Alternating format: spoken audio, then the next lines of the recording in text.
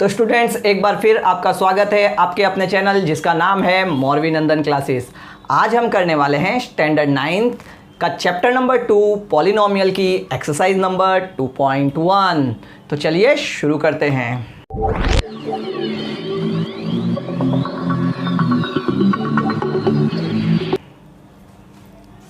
तो स्टूडेंट्स 2.1 में पहला क्वेश्चन है, which of the following expressions are polynomials in one variable and which are not, state the reason.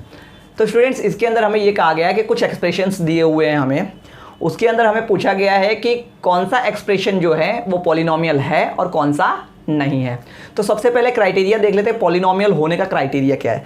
Polynomial होने का criteria ये है कि जो हमें किसी भी एक्सप्रेशन के अंदर जो वेरिएबल्स दिए हैं, ठीक है, क्या दिए हैं, वेरिएबल की पावर जो है वो होनी चाहिए पॉजिटिव इंटीजर। क्या होनी चाहिए, पॉजिटिव इंटीजर।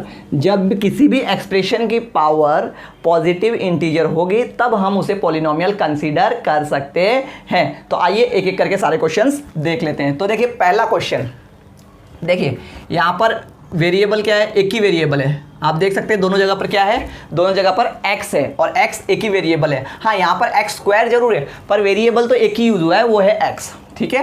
तो वन वेरिएबल में ये क्या, ये पॉलिनोमियल है। तो पावर देख लेते हैं। देखिए इस x की पावर है 1 और इस x की पावर है 2। तो देखिए ये भी पॉजिटिव इंटीजर है, ये भी पॉजिटिव इंटीजर है। तो हम ये कहेंगे यस ये पॉलिनोमियल है और वो भी वन वेरिएबल के अंदर है, ठीक है। अब यहाँ पर बात करें तो यहाँ पे वेरिएबल कितना है, एक ही है, सिर्फ y, और y की पावर क्या है, y की पावर है 2। तो इसके लिए क्या कहेंगे, तो यस ये भी क्या है, पॉलिनोमियल है, ठीक है। अब यहाँ पर देखते हैं, यहाँ पे t क्या है, अंडर रूट टी है। क्या है, अंडर रूट टी। अब अंडर रूट की पावर क्या होती है, देखिए अंडर रूट की जो पावर होती है वो होती है 1/2। क्या होती है, 1/2। और 1/2 क्या है, 1/2 रैशनल नंबर है, इंटीजर नहीं है, पॉजिटिव इंटीजर नहीं है। तो इसलिए हम इसको कहेंगे नो, क्योंकि यहाँ पर पावर जो है t की वो पॉजिटिव इंटीजर नहीं है। बात करें यहाँ पर तो देखिए यहाँ पर तो पावर 1 है, लेकिन यहाँ पर क्या कह सकते हैं, देखिए 2/y है। तो y को हम अगर ऊपर लेकर जाएं तो क्या होगा, 2y की पावर -1।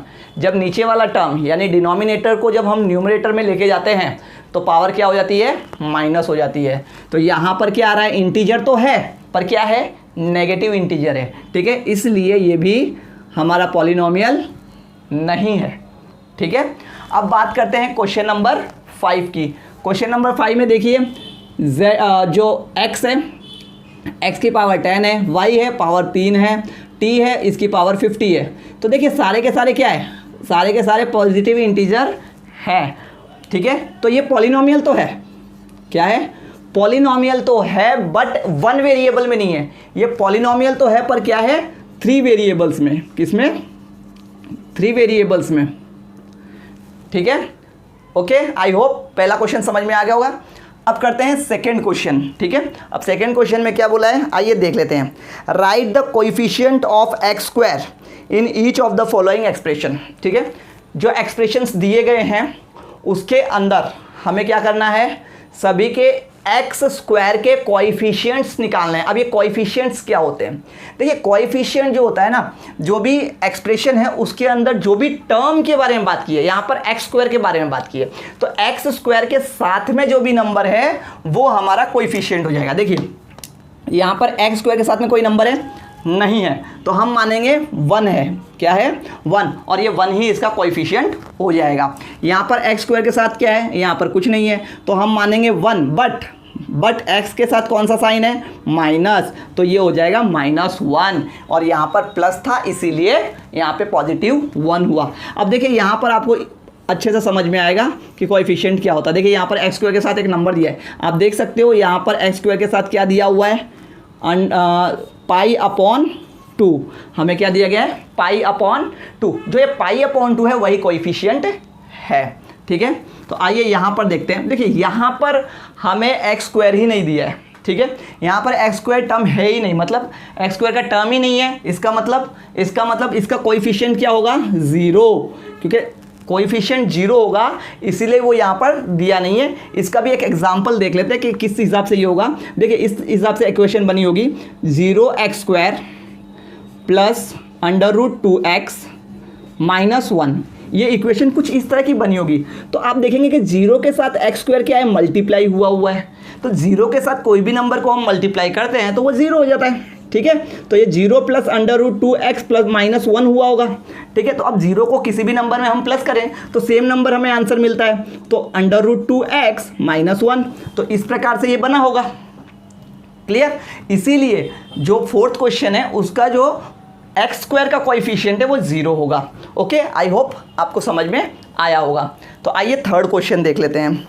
थर्ड क्वेश्चन में बोला गया है give one example each of a binomial of degree 35 and a monomial of a degree 100, ठीक है। तो पहले देखते हैं बाइनोमियल जो कि डिग्री 35 है। तो जैसे कि मैंने इंट्रोडक्टरी पार्ट में आपको बताया था बाइनोमियल क्या होता है, ठीक है। बाइनोमियल का मतलब होता है जिसके अंदर दो टर्म्स आए हों, ठीक है। ऐसा एक्सप्रेशन जिसमें दो टर्म्स आए हुए हैं। तो जैसे हम यहाँ पे लिख लेंगे x की पावर 35 कर देंगे और प्लस 1 कर देंगे या 2 कर दोगे, कोई भी एक एग्जाम्पल। हमें तो सिंपली एक एग्जाम्पल लेना है, कोई भी एग्जाम्पल लेकर रख देना है, ठीक है। और अगला क्वेश्चन इसी के अंदर अगला क्या है, मोनोमियल है, ठीक है। मोनोमियल क्या होता है, मोनोमियल जो होता है वो उसके अंदर एक ही टर्म होता है, ठीक है। कितने टर्म होते हैं, एक ही टर्म होता है। देखते हैं, मोनोमियल के अंदर एक ही टर्म होता है, जैसे x खाली एक ही होगा, ठीक है। तो अब इसके अंदर हमें पावर कितनी बोली गई है, 100 बोली गई है। तो ठीक है, कोई बात नहीं, पावर 100 लगा दीजिए, ठीक है। कुछ भी लगा दीजिए, x की पावर 100, y की पावर 100, m की पावर 100, n की पावर 100। हमारी मोनोमियल वो पॉलिनोमियल होगा, ठीक है। बाइनोमियल में भी एक में 35 लगा दीजिए और उसके बाद साथ में x लगा दीजिए, x² लगा दीजिए, कुछ भी लगा दीजिए, साथ में कुछ भी आप लगा सकते हैं, ठीक है। तो स्टूडेंट्स आई होप 3 क्वेश्चंस आपको समझ में आए होंगे।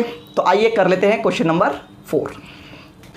तो स्टूडेंट्स फोर्थ क्वेश्चन में हमें पूछा गया है right the degree of each of the following polynomials. कुछ पॉलिनोमियल्स दिए गए हमें, उनकी डिग्री हमें लिखनी है। अब ये डिग्री होती क्या है, देखिए किसी भी पॉलिनोमियल के अंदर जो उसका वेरिएबल है, उस वेरिएबल के अंदर अलग अलग, अगर 2 वेरिएबल है, 1 वेरिएबल है, 3 वेरिएबल, जितने भी वेरिएबल्स हों उसके अंदर, ठीक है, उसमें से जिस वेरिएबल की पावर सबसे ज़्यादा है वही उस पॉलिनोमियल की डिग्री कहलाएगी। चलिए देखते हैं। यहाँ पर देखिए, यहाँ पर आप देखोगे x है, एक ही वेरिएबल में है x, लेकिन देखिए यहाँ पर x की पावर कितनी है, 2 है, यहाँ पर x की पावर कितनी है, 3 है, ठीक है। तो यहाँ पर इस पॉलिनोमियल की डिग्री जो है वो 3 हो जाएगी, ठीक है। इस पॉलिनोमियल की डिग्री क्या हो जाएगी, 3 हो जाएगी। सेम तरीके से अगर हम यहाँ बात करें तो यहाँ पर x है, यानी कि डिग्री 1 है, इसकी डिग्री 3 है, ठीक है। तो इसके अंदर भी डिग्री क्या हो जाएगी, 3 हो जाएगी, ठीक है। अब बात करें इसकी, तो यहाँ पे t है, इसके ऊपर कोई पावर नहीं है, तो इसकी जो डिग्री है वो कितनी हो जाएगी, 1 हो जाएगी। पावर नहीं होता मतलब हम कंसीडर करते हैं 1 होगी। तो आइए यहाँ पे करते हैं फोर्थ क्वेश्चन। फोर्थ क्वेश्चन के अंदर आप यहाँ पे एग्जांपल लेके समझ सकते हो। जैसे कि ये 3 है, ठीक है। ये 3 कैसे बना हुआ, जैसे मान लीजिए 3 के साथ t आया होगा या x आया होगा या कुछ भी आया होगा, y कुछ भी ले सकते हो, x y z। तो t आया होगा, ठीक है। t की पावर क्या होगी, t की पावर होगी 0, इसीलिए ये क्या बन जाएगा, 3 मल्टीप्लाई बाई t की पावर 0, ठीक है।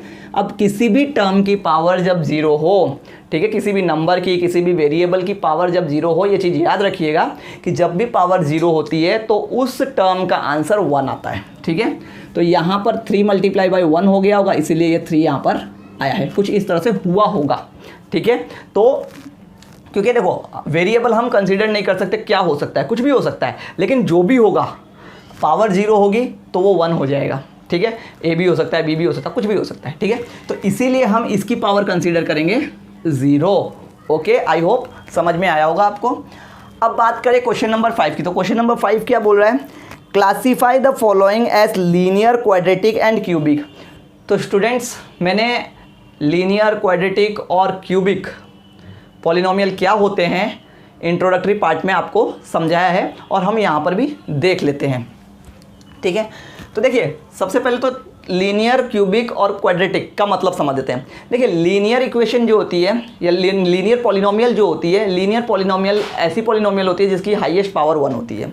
क्वाड्रेटिक पॉलिनोमियल जो पॉलिनोमियल होती है उसके अंदर हाईएस्ट पावर 2 होती है, ठीक है। और क्यूबिक पॉलिनोमियल ऐसी पॉलिनोमियल होती है जिसकी हाईएस्ट पावर 3 होती है। तो आइए देखते हैं, तो यहाँ पर हाईएस्ट पावर कितनी है, 2 है, तो ये हो जाएगी हमारी क्वाड्रेटिक पॉलिनोमियल, ठीक है, ये हो जाएगी क्वाड्रेटिक पॉलिनोमियल। अगर यहाँ पे बात करें तो हाईएस्ट पावर कितनी है, 3 है, तो ये हो जाएगी हमारी क्यूबिक पॉलिनोमियल, ठीक है। यहाँ पर देखते हैं वापस कितनी है पावर, हाईएस्ट पावर 2 है, तो ये हो जाएगी हमारी क्वाड्रेटिक पॉलिनोमियल, ठीक है। बात करें यहाँ पर तो हाईएस्ट पावर x की 1 है, ठीक है, तो ये हो जाएगी लीनियर, ठीक है, लीनियर पॉलिनोमियल, ठीक है, ये हो जाएगा लीनियर पॉलिनोमियल। सेम तरीके से यहाँ पे करेंगे तो ये भी हो जाएगा लीनियर पॉलिनोमियल, ठीक है, क्योंकि यहाँ पर भी t की पावर 1 है। यहाँ पे r की पावर कितनी है, 2 है, r की पावर 2 है, इसलिए ये हो जाएगा क्वाड्रेटिक पॉलिनोमियल, ठीक है। और यहाँ पर x की पावर कितनी है, 3 है, तो ये हो जाएगा क्यूबिक पॉलिनोमियल। तो स्टूडेंट यहाँ पे आपकी एक्सरसाइज 2.1 खत्म होती है। स्टूडेंट्स मैं समझता हूँ आपको ये क्वेश्चन बहुत ही इजी वे में समझ में आए होंगे। अगर आपको ये वीडियो अच्छा लगा तो आप हमारे इस वीडियो को लाइक ज़रूर करें, और अगर आप हमारे चैनल पे नए हैं तो चैनल को सब्सक्राइब ज़रूर करें। आपको इसी प्रकार से हमारे वीडियोस की नोटिफिकेशन मिलती रहेगी। Thank you for watching.